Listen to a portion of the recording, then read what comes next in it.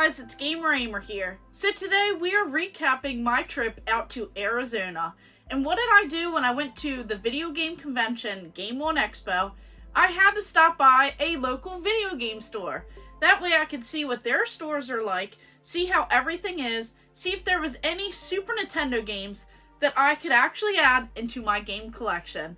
So I found quite a few at Fallout Games. Let's go ahead and check out this store. So one thing that I really like about this location is that when you walk in, you see tons of video game kiosks and several store displays. They have all of their different systems kind of like mapped out in different areas throughout the whole store.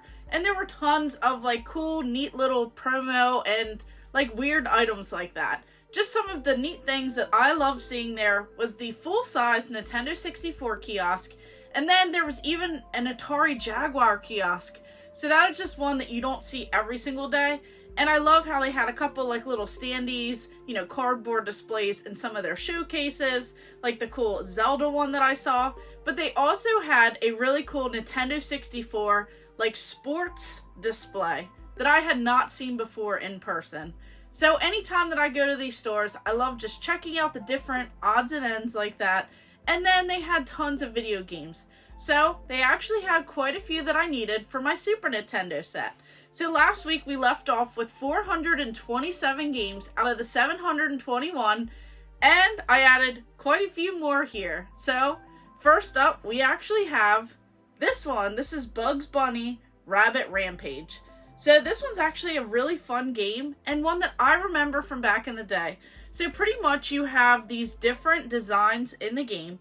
So Bugs Bunny gets to, deal with this whole animator that's putting him in these like dangerous situations. And each time you progress through, you're going through these different levels. The level designs actually look pretty well. There are different enemies throughout all of these different areas. So I really like how they don't have like the same repetitive enemies over and over again.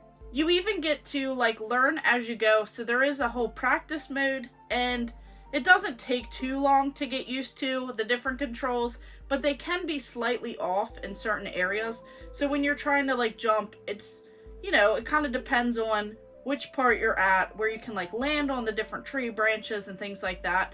But it can be slightly off, and you definitely notice it as you're progressing through the game. Now, the music is just like the cartoon, so I say that adds a little bit to this game. But overall, I just love these classic Looney Tunes games from back in the day.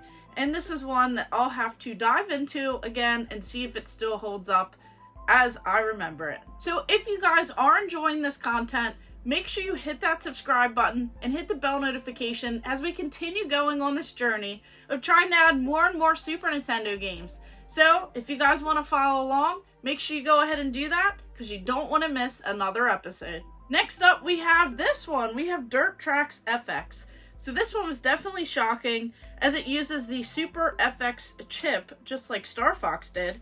But you have like these polygons. So it has these 2D sprites, but in this like 3D track style. So there are like some cool character designs, and it looks pretty neat for a Super Nintendo game.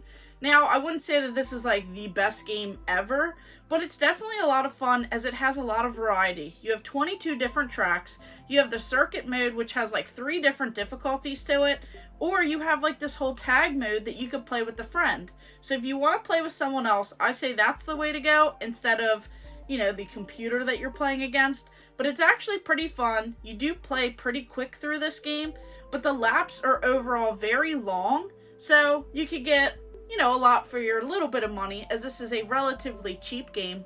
But I'd say playing this game with someone else is the way to go. And I remember these games from back in the day. So this one, it's definitely pretty cool. And I want to know, do you guys remember this game?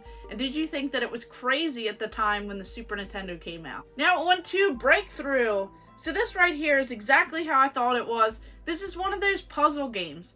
Now, as I prefer like the whole Bubble Bobble style or things like that, this one's still pretty neat. You just click on all of the different colors that are alike, and they just disappear. So eventually, the tiles keep falling down, so you have to wait your turn, wait to match up the different alike tiles, as you'll be left over with like tons of random ones at the very end. So it does get a little bit long as you're waiting, but there are some obstacles that go through the more that you advance through this game, but this just reminds me of one of those like quick little like, you know, you're just like tapping away, but more so like on your phone. So this reminds me of one of those phone games in today's time, but back in the day, these puzzle games were like all the rage. I loved matching the different colors of like, you know, the bubbles and everything else, but this one was no different, just blocks. So on to another sports game. We have Pro Sport Hockey, and this one's surprisingly a decent hockey game.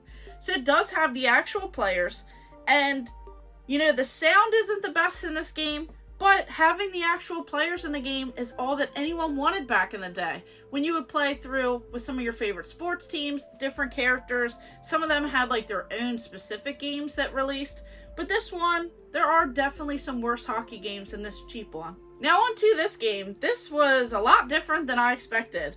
So here we have Wild Snake. Now, for some reason I thought that these were like little pipes. It didn't really register to me, but these are actually snakes. So it's kind of like Tetris, but you have snakes and then they eat each other if they're like the same color and the same style. So it's just a weird little puzzle game, just like Tetris. You want to like clear the rows, not go all the way up to the top, and you just want to like, you know, morph the snakes into different, you know, formats and styles and different shapes so that you don't make it all the way up to the top and you're competing against someone else on the other side.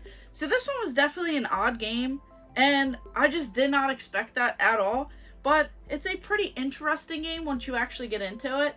So does anyone else remember this weird game? Did you think that it was weird back in the day, or did you think it was just like Tetris and you didn't even think twice about it? And then the last game is Family Feud. Now I already have this one, but this has a different label variant, so I thought that that was pretty neat.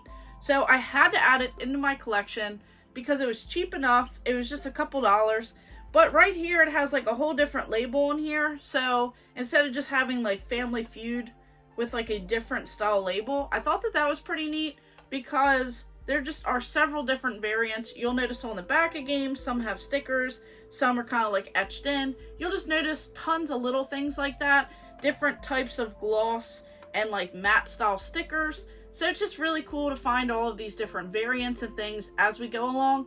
And it's Family Feud. You get to answer like weird, bizarre questions that probably don't make sense in today's time or wouldn't be answered like the same way.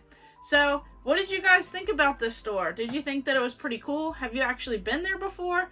It's Fallout Games, and they do have a couple locations, but I was able to hit the closest one to the convention and to my hotel, so I was pretty excited to just explore the area, add some more Super Nintendo games into the set. So 6 games, but this one's a variant. So we added some more games. So we ended last week with 427, and now we have 432. So I can't wait to get closer to the 450 mark, and then we'll just keep on going because we have quite a few more to actually get through, but we are definitely over the halfway mark. So which game in this lot here was your favorite? Do you remember any of these from back in the day? And of course, thank you guys for watching. Make sure you like and subscribe. Go ahead and check out my other videos and stay tuned for more.